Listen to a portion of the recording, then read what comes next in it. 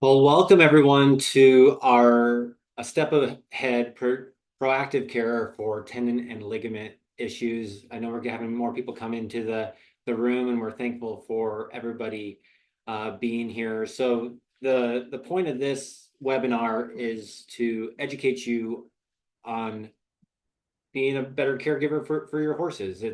It's something that we're really passionate about here at Silver Lining Herbs, and we've walked a lot of miles. We've helped a lot of horses over the years, and part of our mission is to deliver natural health products, but also to offer education. And so this is the objective that we're after today. And so many horses have a lot of wear and tear on their tendons and ligaments, causing lameness issues. And the goal is to educate you so that way you can prevent those. And if something does come up, how to treat that. My name is Chance Shutnick. I am the Senior Operations Manager here at Silver Lining Herbs. I have had the pleasure of working for Silver Lining for 16 years now. Over these past 16 years, I've worn a lot of hats, mostly in the customer service sales portion of the company. And so I've had an opportunity to talk to tens of thousands of customers dealing with a lot of these types of issues. And I definitely want to empower you and give you that information along the way. We have 8 horses of our own at our house. Primarily, we love rodeo. So my wife and daughter are barrel racers. My son has a little Morgan pony cross named Ginger. And then I like to ride colts and team rope. So um, if there's anything that you guys have questions on along the way, definitely ask. We have a time reserved at the end of this call today to have a back and forth question and answer. And then also we do have Kirsten here on the call today to answer any questions in the chat. So, but let's dive in and learn more about how to prevent and treat lameness issues, specifically to tendon and ligaments in horses. So the first thing when we start to think about this subject, it's really important just to understand the anatomy of a horse and to understand specifically the structural system of the horse. A horse has 205 bones in the body and 20 bones in each ligament or each limb of the horse. So when we understand that and we're looking at this picture of the structural system of the horse, we can understand that there's a lot of stress on those legs. And when we think about the neck and the head of the horse, how far that hangs out over the shoulders and the different positions that a horse is in just naturally, and these small bones and lots of little joints in the fetlocks and knees and hocks and things throughout the horse, there can be a lot of stress there. So I always like to make a good comparable, and it helps me understand from the horse's point of view when I can compare it to my own body, and it helps me empathize with and understand my horse better. So in this image here, this is comparing a human foot to the horse's hind leg. So you can see like the heel of our horse is much like the hock of a horse. There's quite a few different bones to it. There's actually 4 joints in a horse's hock, the main pivoting joint, and then those 3 smaller joints that are below it. And then the horse's cannon bone is comparable to our foot.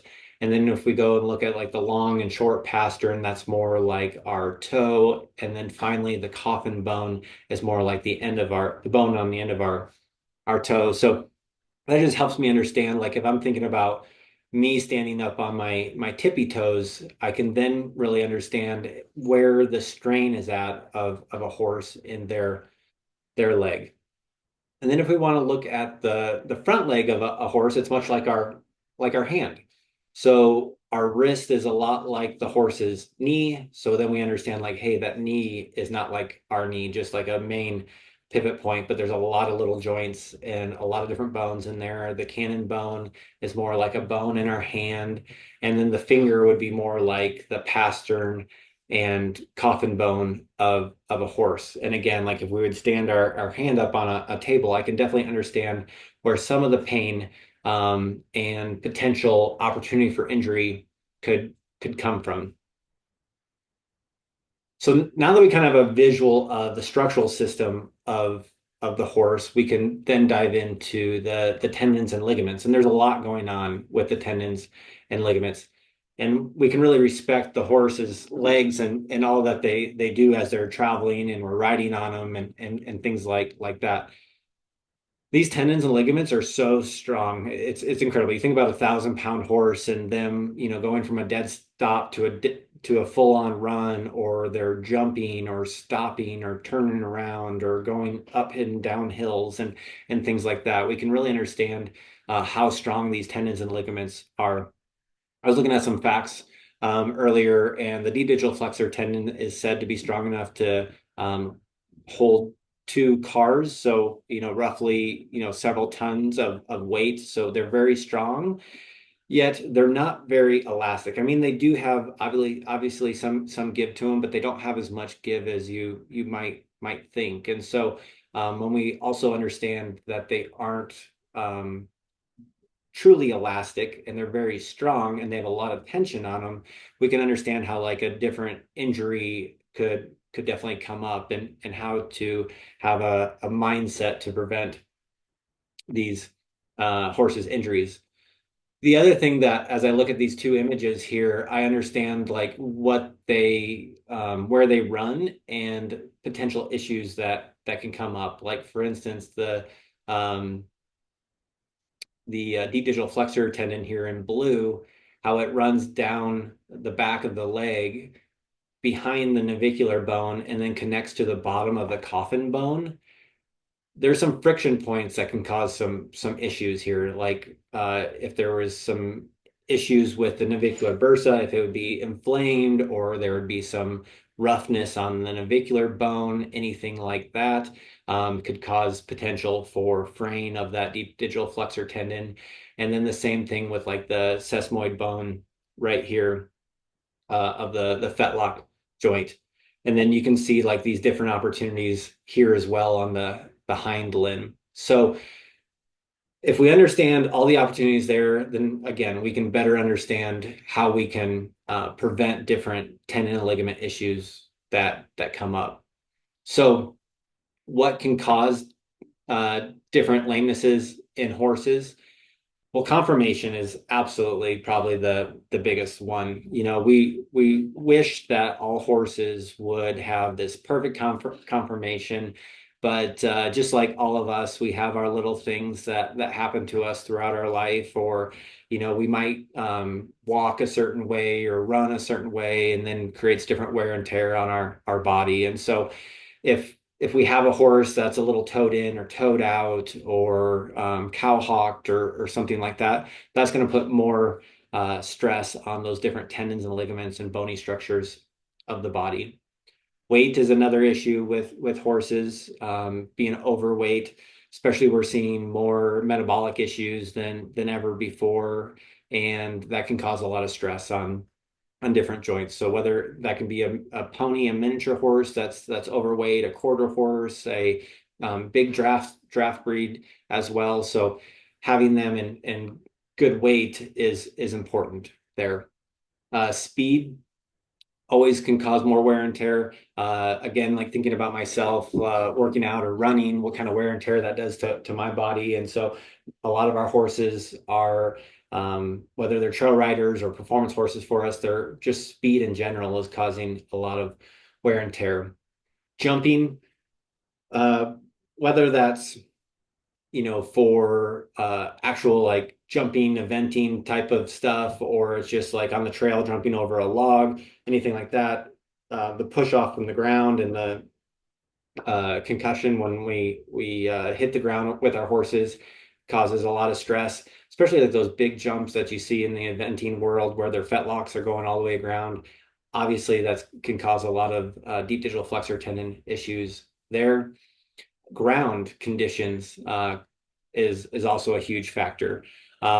Whether it's hard ground, deep ground, maybe you haven't you're in an arena that hasn't been worked or groomed as well as it should have. So there could be some foothold holes that a horse could step on, causing like a strain or a sprain or something like that. Slick ground. Hear about injuries all the time, just horses on wet, dewy ground that are running and feeling good and they slip and harm themselves.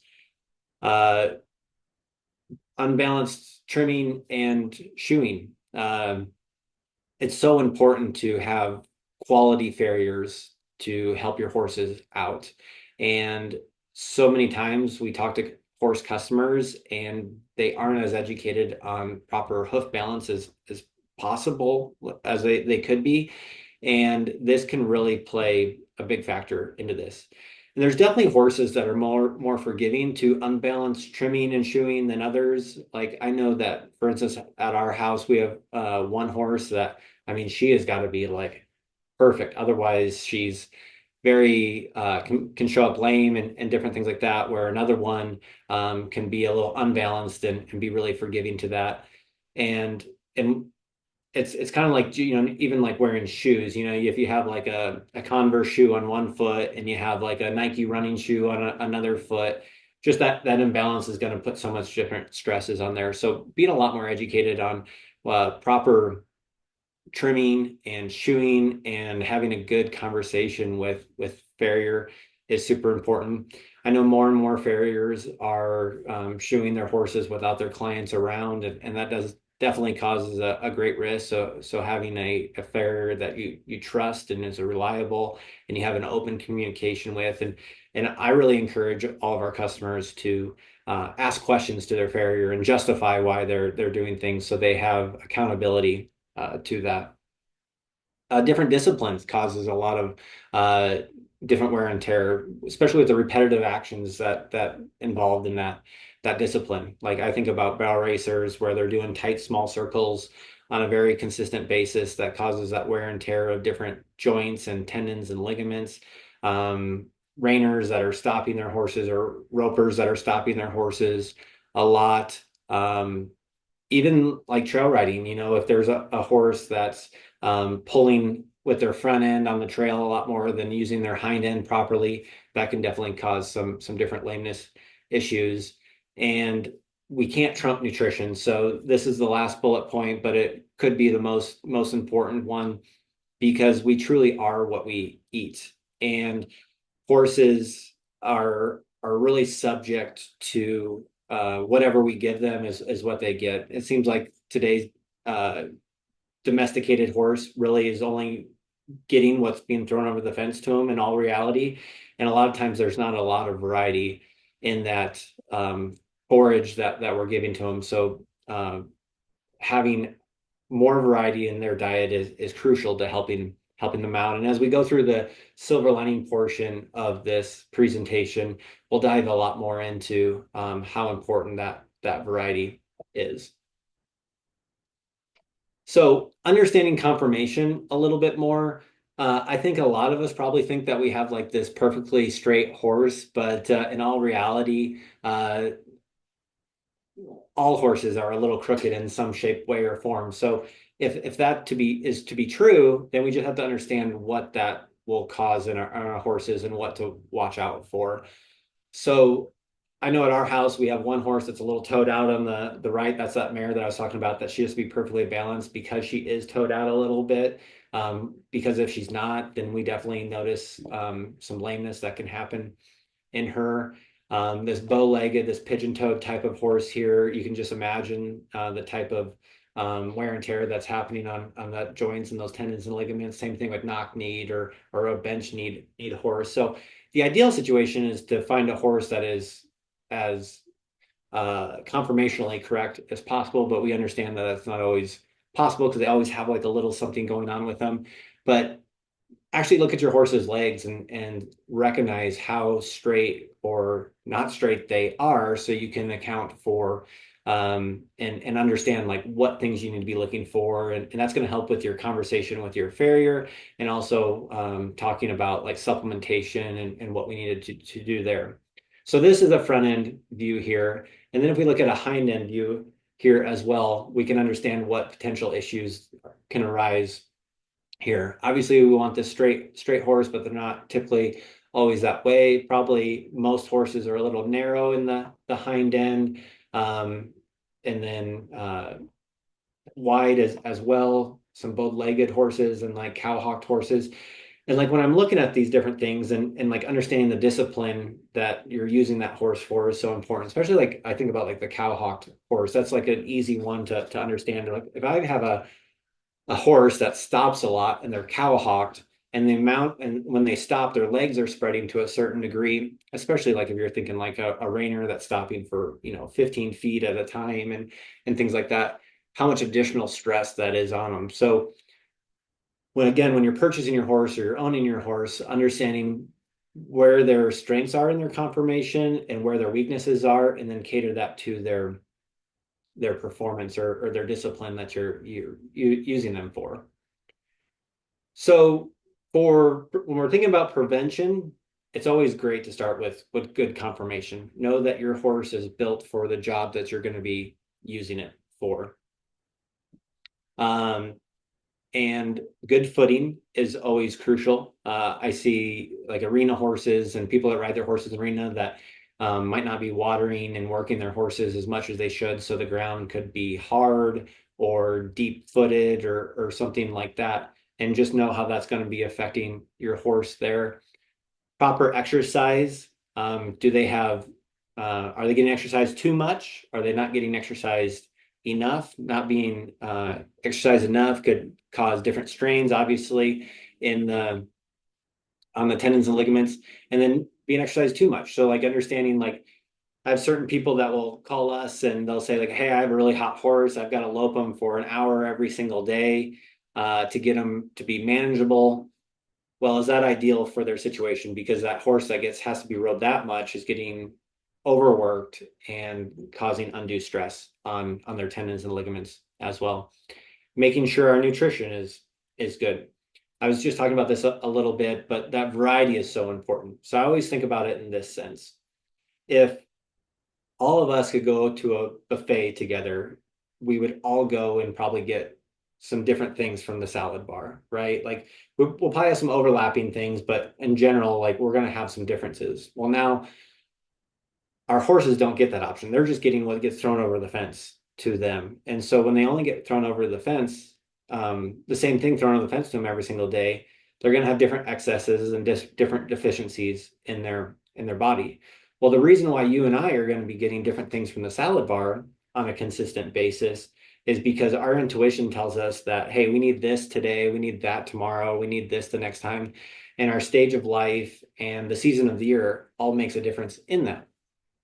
So a great example of that is like in July, things like watermelon, cantaloupe, light, fresh types of foods sound really good to me. But if I'm in January, watermelon doesn't sound good to me. I want more hearty, warming type of foods.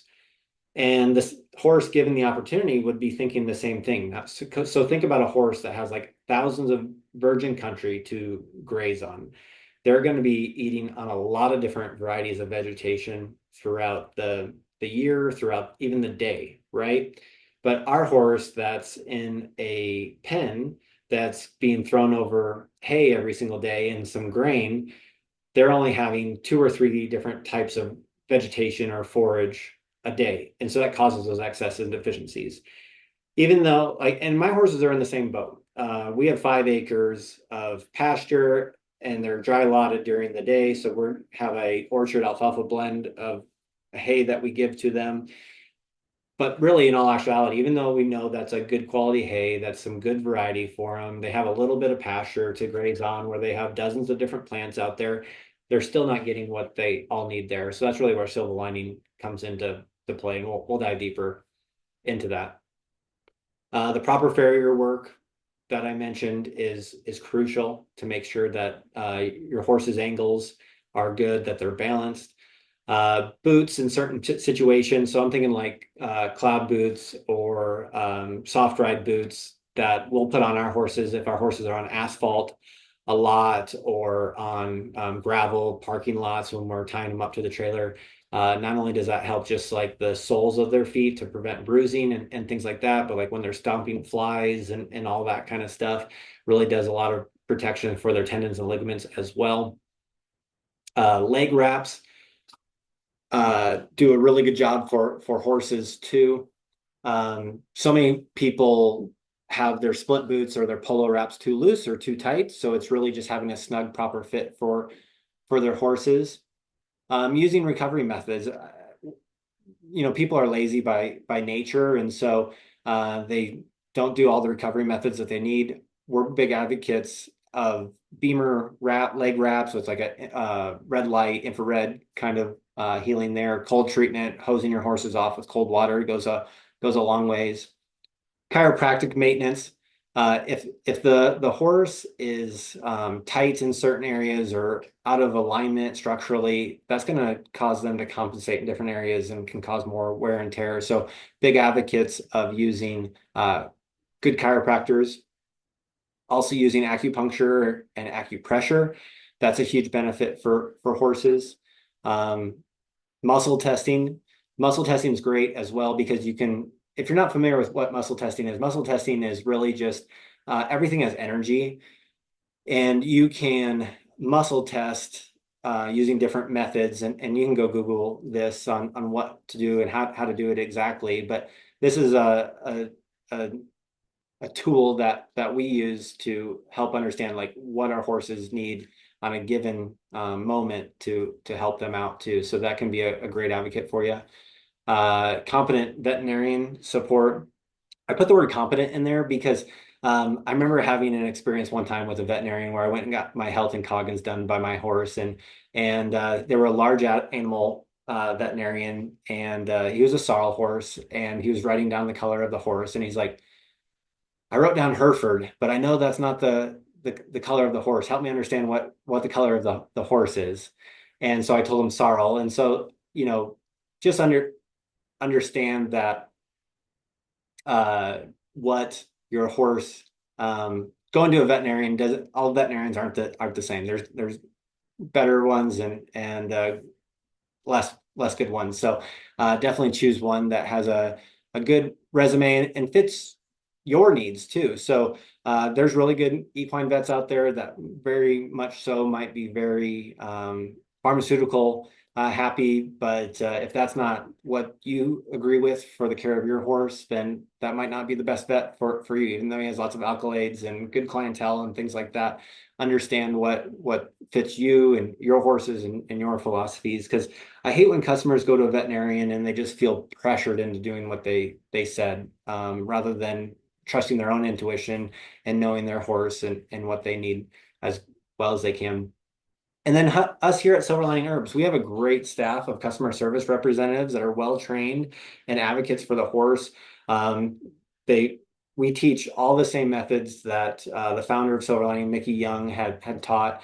He was one of the best advocates for horses I've ever seen. He always looked at things from the horse's point of view and could relate it to the horse and make it really make sense. And they can definitely help you and guide you to customize a different program for your horses in the preventative realm or in the treatment realm.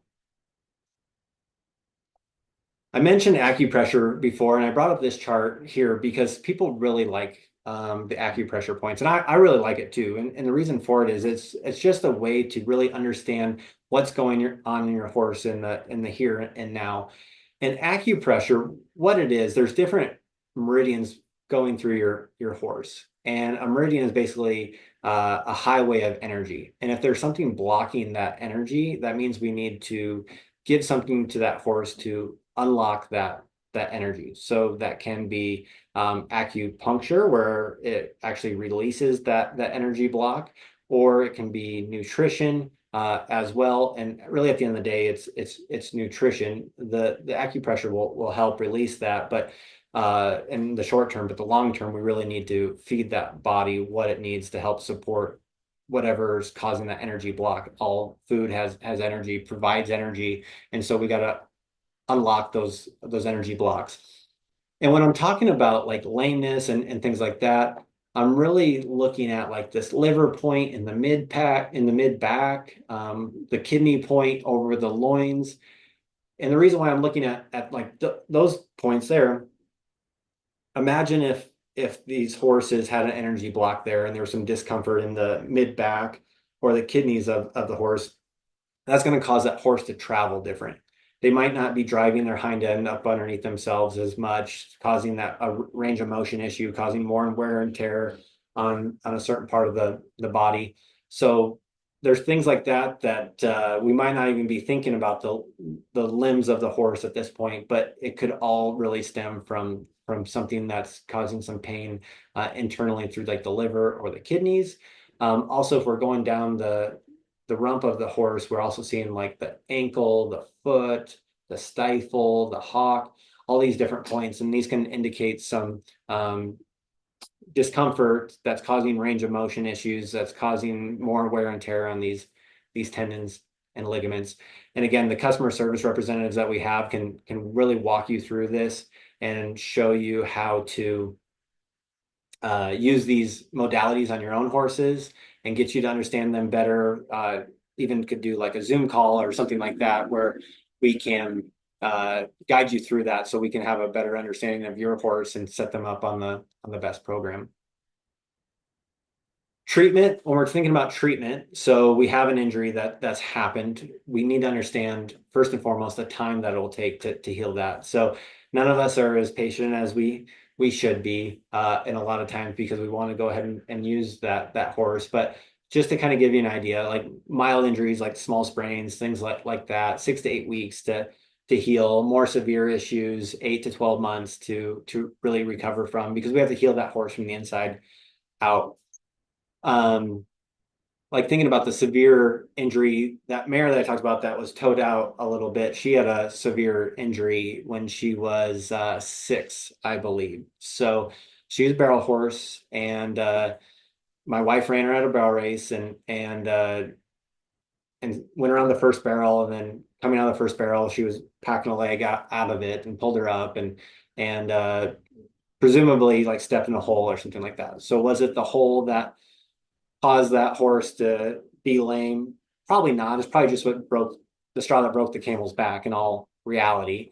But because that horse is a little towed out and she's a very powerful horse, looking at all the conformation, looking at just her desire to win and go fast, repetitive use, different things like that, she came up lame. We did an MRI on her and found out that she had fraying of her deep digital flexor tendon, bone changes to her navicular bone, bone changes to her coffin bone, and then like inflammation on the navicular bursa and some other things going on there. So nothing like huge, but like a lot of little tiny things that were going on in her. And so we used our silver lining products that we'll be talking about here in a second for her. And that's what the veterinarian said too, 8 to 12 months to get her where she needs. But through all these modalities, through cold water and beamer and red lights and silver lining and all these different modalities, we're able to cut that down to about 6 months of recovery time. So that was valuable for us. We love that horse, and my wife loves the barrel race on her. She's a valuable horse, and she was winning quite a bit of money on that horse. So that was able to pull some time forward and get her to where she needed to be. And she's been great since. We do have to make sure that we always have good farrier work done on her and things like that. But that's done a great job for her. So when I put the bullet point of here is know your horse, is like really understand that, like the conformation, the energy of your horse, how much you're riding the horse, um, and like what's normal for your horse, and ask. So when something's not normal, like you can understand it more. So if like I'm watching like my wife lead a horse in front of me, I'm always looking at their back feet to see where they're landing. Are they landing and the footsteps of their front feet. Are they overreaching? Are they underreaching? Is it only one leg? Is it some swelling that I noticed on a fetlock or anything like that? I really want to know my horse. I really want to empower you guys to really know your horse so you can understand that and ward against those things before they're a big issue. Um, Again, competent veterinarian support, lots of variety of wholesome nutrition. You know, the one thing that we support when it's comes to grain a lot of times. That's where the most of our conversations go when we're talking about nutrition.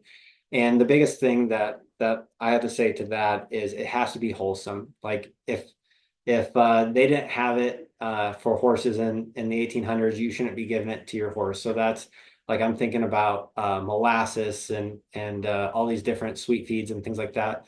That's not going to be a good thing for your horses. Sugar breaks down the body and causes more inflammation and things like that. So we're big proponents of whole oats. They strengthen the tendons and ligaments. They break down the sharp points of the teeth. They create more saliva, so less chance of choke, better digestion. They oxygenate the blood, so they help in the healing process for the extremities. Even those oats that fall out on the ground in a hole that you're saying like, hey, it's just going right through them, they actually tossed and turned throughout that horse's digestive system, scraping away debris and fecal matter, so better absorption of other nutrition can happen. So whole oats are a great option for a lot of different horses. And we're not talking about gallons of oats. It's really just a vehicle to get like the supplements into them. Really is. So it's a couple quarts a day as far as the grain goes. Competent farrier work, Beamer cold treatment, chiropractic, acupressure, muscle testing, and again, customer service. So we're here to guide you along the way. We've walked a lot of miles and we've helped out a lot of horses. So don't feel like you have to figure this out on your own. We can help you out along the way as well. And on the header of the page, I put it's all a piece of the puzzle. Like it's not just one thing. There's things that I think are priority over other things like nutrition, and you can't trump nutrition, but all these other modalities are certainly important along the healing process as well. So getting into the silver lining products that we suggest for this as a preventative and a treatment measure is our lameness horse bundle. So our lameness horse bundle has 3 different products in it. It's the feet and bone, the infla-aid, and the kidney support. And we'll dive into all these products so we can make sense of them. So infla-aid, what it's designed to do is to help the body's natural response to inflammation. You can think of this as like an all-natural bute, Equiox, something of that like an NSAID like that. I use this on our horses a lot as a preventative measure. So I think just like normal riding creates a lot of inflammation in the body. So this is a good recovery modality for that. When we're trailing our horses for a long period of time, we're using it in that regard to help out those horses. And all of our combinations have about 8 to 12 different herbs because we're looking at that variety of vegetation to give them back to their diet because they're depleted of that in the confines that most horses are in now. And so a few highlighted herbs in the infla-aid is echinacea, which is an anti-inflammatory, accelerates wound healing. Devil's claw, which helps out with joint stiffness and arthritic conditions. Papaya is great for liver and digestion. And so somebody would say, like, why do you have something like papaya in a anti-inflammatory combination? Well, the way that the founder Mickey Young had designed all these combinations, he always told me this when I was with him. He's like, the whole body's connected to the whole body. It's never just isolated to the foot or to the kidney or anything like that. You need the whole body working with the whole body. And that's really what all these combinations do. So if we have a tendon and ligament issue, we have an inflammatory issue, there's other organs of the body that are being stressed because of that. And the liver and the digestive system is definitely one of those. So there would be a reason for why we'd have papaya in this combination. Yucca is really great for that stiffness of the body and the help with the inflammation of the body.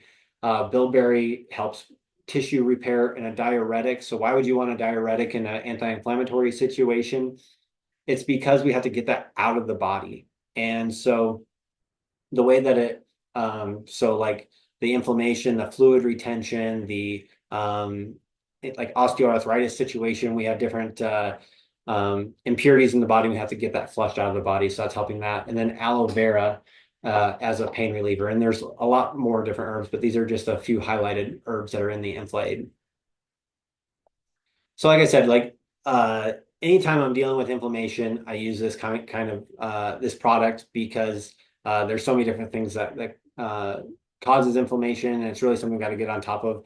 We're talking about tendons and ligaments in this webinar today, but you think about there's so many digestive issues and different things like that that stem from inflammation, also just central nervous system inflammation and causing nervousness and things like that. Huge benefit to the entire body through the Infla-Aid. So what are customers saying about this? Like the bottom testimonial that this customer submitted, this product has helped my senior miniature horse to improve their quality of life. They are 24 and 30 with Cushing's and arthritis. They're able to move better and be more comfortable, which I am thankful to Silver Lining for. So it seems like sometimes people are thinking about like Infla-Aid for more like performance horses, but like in this example, these are some elderly miniature horses that have really benefited their quality of life with the Infla-Aid. Now, feet and bone support. This is probably the combination that I use personally the most of Silver Lining, because if something's going to happen to a horse, it's typically lameness, right? And so that's exactly what feet and bone support does as a preventative and as a treatment method for our horses. I use this combination with any bone, tendon, ligament issue of any kind, and this is what we're using to prevent these types of things from showing up. So we have bone set in there. That's great for muscle and bone pain, stimulates the immune system. Dandelion builds strong bones, helps for bone density. Kelp is just packed full of vitamins and minerals. It reduces inflammation, eases pain in the joints. Garlic, most people know garlic for immunity, but also it's great for bone density loss. Yarrow is a anti-inflammatory. Butcher's broom improves that circulation and anti-inflammatory properties. So really the premise of feet and bone support is to increase circulation and blood flow to the extremities so more healing can happen and prevent issues from happening, as well as taking care of pain and inflammation and the integrity of bone, tendons, and ligaments. Also integrity of the hoof, so like quarter cracks, thin soles, anything in that realm. Pop split bones, and don't just be thinking of, just because the name says feet and bone support, don't just isolate it into the extremities. Kissing spine. We just had a horse this summer that had a freak accident and ran into our fence, fracturing its skull. And we used it on, he still is on it, nearly healed up from it now, but had a fracture in his skull, and this would be a great combination to help with that bone support there. So what are customers saying about the feet and bone support? My horse has high ring bone and navicular. I've used something else for a couple of years, which it works, but costs a lot more. So decided to try feet and bone, and it's worked so far for him. So the great thing about Silver Lining, this is the thing that we've always took into consideration, is not only we want quality products, we want to make them affordable products. So all of our combinations are just over $1 a day, and nutrition shouldn't have to break the bank, and we shouldn't have to try to decide which one we should use. We should be able to supply what the horse truly needs, and that way they can get the quality of life that they really need. Kidney support. So this one is usually the curveball. Why are kidneys involved in lameness issues? So when you think about different lameness issues, the kidneys are actually so important to that. So if we have a tendon issue, like a bowed tendon, for instance, and that tendon really swells up, what happens when there's swelling around that tendon? Well, with the swelling comes impurities. And when those impurities get seeded into the tendon fibers, that causes less elasticity. It causes a weakness in the integrity or strength of that tendon. So we have to really get that out. So especially if you see horses that have chronic tendon issues, a lot of times it's because we didn't get all those impurities out of the body through the urinary system. And that's really our objective with the kidney support, is to get those impurities out so we aren't having those impurities being stuck in those tendons and ligament fibers. Also, in instance of like that mare that I brought up earlier, where she had some bone changes to her coffin and her navicular bone, where did those bone degeneration happen or go? They went to different places in the body, potentially causing arthritis and things like that. Again, we need to evacuate that out of the body through the urinary system. So this is really the thing that will make all the difference for your horses, is using this product in preventative or in the treatment of those injuries. So we have chamomile that improves kidney function and kidney damage. Garlic improves the blood flow. Juniper increases the urine flow, get those impurities out of the body. Urinary, UV help with any infections. Antiseptic.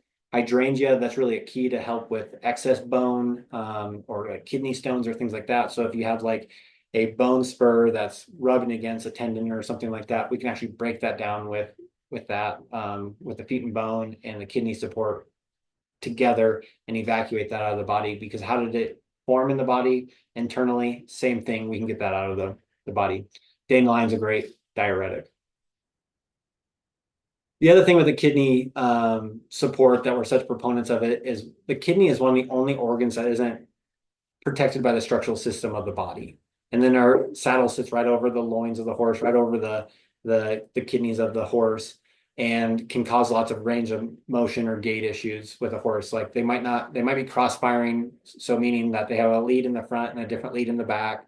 They might not be able to get a lead, not driving their hind out underneath them as well. And so there's a lot of benefits to help support the kidneys, to help eliminate all sorts of different behavioral and just range of motion issues and things like that. So what are customers saying on this one?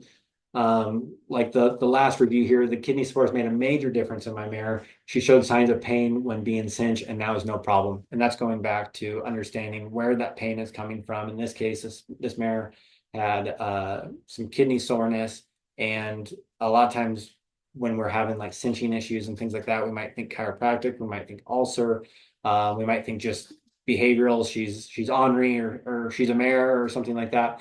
But we have to go deeper than that. We have to ask the questions why. And that's where like our customer service representatives are so valuable, is to help out in that regard. So I really want to direct people to the lameness horse bundle, because this is all three of those products, and it really covers such a wide variety of different issues in our horses. And I know in the email that will follow this webinar, we'll be sending out links to that, so you guys can dive deeper into that. And then you can also, again, be talking to our customer service representatives to find out what, if that would make sense for your horse. With that, you can always book time with our customer service representatives. We're going to be putting a link inside the chat right now to book time with them, where you can get on their calendar and set up a call. And then we're always available over the phone as well. And our number is 866-543-6956. And we'll be happy to have a conversation with you to be helping your horses out and help you understand how these products can benefit their quality of life.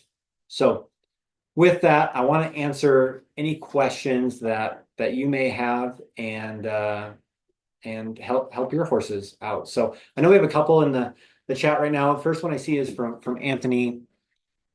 Is anyone using lysine powder and additional silver liners for better protein synthesis and better nerve function? So we're like, there probably is, and like you're not wrong in that. So, but like what I think about when I see that question is understanding how great herbs are, because they are the purest forms of vitamins and minerals and the easiest assimilated at the cellular level. So when you're doing things like lysine or biotin or different things like that, the absorption rate is very low on those things because they're not in a recognizable form. But the way how God created it is the vitamins and minerals are in the ground. He uses the plants to pull those vitamins and minerals out of the ground and make them a recognizable form for whatever animal comes by and eats them. So that's why herbs are so, excuse me, so beautiful, is because they truly are more recognizable at the cellular level. And then when you take one plant, so like when I was talking about the different herb highlights and the functionality of them, we're talking about function of herbs. That's another benefit of herbs. They have a functionality to them, but they also have a vitamin mineral content to them. And then they have chemical components to them, right? So if we uh, so white willow bark is probably the easiest example. So there was a scientist that found out that white willow bark is a great anti-inflammatory, helps with headaches, pain, and things like that. So they're like, okay, let's extract that out of the white willow bark and make aspirin out of it. But then we find out that if we have too much aspirin, we have different, kidney, liver, blood issues, and things like that. But if we keep white willow bark in its natural form, there's all those properties in white willow bark that handles all that, where you won't have the liver issues, you won't have the adverse reactions and things like that. Now you take 8 or 10, 12 different herbs together, and they're adaptogenic and they're catalysts and they're all these different things. And then all of a sudden we have better absorption, better results, and we actually have healing happening rather than suppressing or masking or anything like that. So herbs are phenomenal in all aspects of helping the body heal from the inside out. The other question see here, can all three formulas be used together since there is a duplication of some of the herbs? Absolutely. So again, Mickey Young, the founder of Silver Lining, the one that formulated these combinations originally, he understood that we're going to be doing some mixing and matching here. And so moderation is important. We're talking about giving a horse 1 tablespoon of these products a day for a 1,000-pound horse. And so there's a lot of moderation happening there. So we have a rule that we say don't give more than 4 combinations at once because you're probably chasing symptoms rather than going after the root of the issue. But anything up to that, I'd be totally fine with that. And it's not because of overlapping or overdosing or anything like that. It's more so for the reason of we're chasing symptoms rather than going to the root of the issue. Do you have any recommendations on specific testing to see what your horse may be lacking? So not exactly sure what kind of testing you're referring to, but if you're talking about like muscle testing, acupressure, those are great modalities. Blood testing and things like that are fine too. These are all just snapshots in time, though, is the thing. So that's like when I'm saying, like, know your horse and ask the questions why, trust your intuition, have conversations with competent people, use technology. Like I said, we use an MRI on our horse to really understand what was going on there so we could fast track the healing process. All those different kinds of things are going to help you make the best decision for your horse.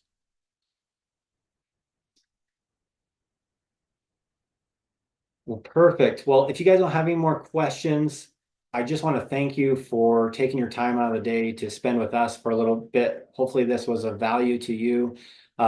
Give us a call, schedule some time with a customer service representative, send us an email. We'll be sending out this webinar with follow-up information after this call. And we truly thank you and really appreciate you learning more about your horse so you can be a better caregiver for your horse. We appreciate you guys.